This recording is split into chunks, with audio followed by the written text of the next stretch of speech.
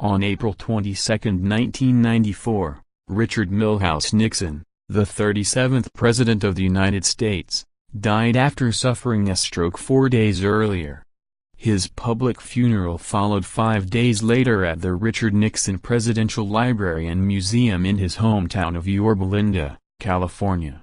In keeping with his personal wishes, Nixon's funeral was not a full state funeral, though his body did lie in repose in the Nixon Library lobby prior to the funeral services.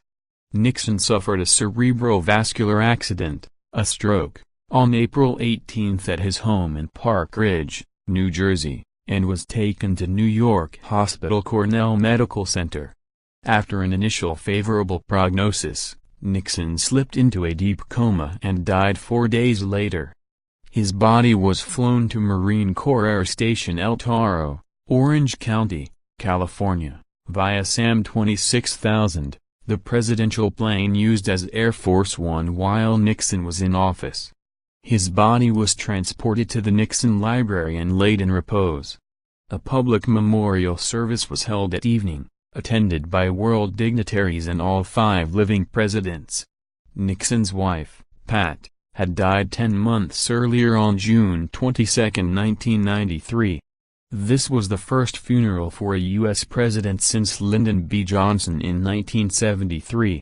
Nixon presided over President Johnson's funeral, as Nixon was the U.S. president at that time. Death and tributes. Nixon suffered a massive stroke, cerebral vascular accident, at his Park Ridge, New Jersey, home while preparing to eat dinner on Monday, April 18, 1994 at 5:45 p.m. EDT.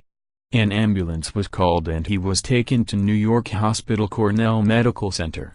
He was conscious but unable to speak, and his vision was impaired.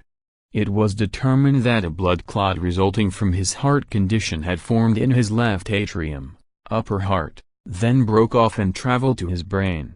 His condition was determined to be stable the following day, as he was alert but unable to speak or move his right arm and leg.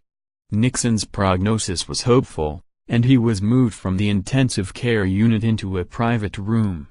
His condition worsened that Tuesday night, however, complicated by symptoms of cerebral edema, or swelling of the brain.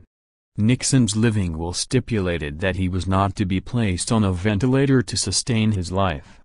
On Thursday, Nixon sank into a coma. That Friday night, he died at 9:08 p.m., April 22, 1994. His daughters, Tricia and Julie, were by his side. U.S. President Bill Clinton announced Nixon's death in the White House Rose Garden and proclaimed a national day of mourning 5 days later.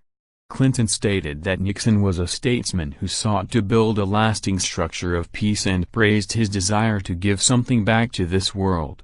Clinton said that he was deeply grateful to President Nixon for his wise counsel. Tributes also came from former Presidents Gerald Ford, Jimmy Carter, Ronald Reagan and George H. W. Bush. Former Secretary of State Henry Kissinger, former Senator George McGovern, who ran against Nixon in 1972, former Senator Howard Baker, Senator Robert Dole, Senator John McCain and Senator Edward M. Kennedy also reflected on Nixon's death.